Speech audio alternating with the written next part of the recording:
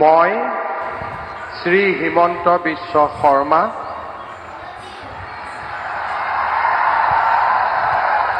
ঈশ্বৰৰ নামত শপত লওঁ যে বিধিৰ দ্বাৰা স্থাপিত ভাৰতৰ সংবিধানৰ প্ৰতি মই প্ৰকৃত বিশ্বাস আৰু আনুগত্য পোষণ কৰিম।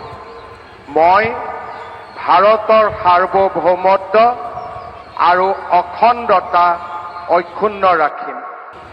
মই অসমৰ মুখ্যমন্ত্ৰী হিচাপে মোৰ কৰ্তব্য বিশ্বস্ততাৰে আৰু শুদ্ধ অন্তঃকৰণেৰে সম্পাদন কৰিম আৰু মই ভয় বা পক্ষপাত, অনুৰাগ বা বিদ্বেষ নোহোৱাকৈ সংবিধান আৰু আইন অনুসাৰে সকলো শ্ৰেণীৰ লোকৰ প্ৰতি ন্যায় আচৰণ কৰিম।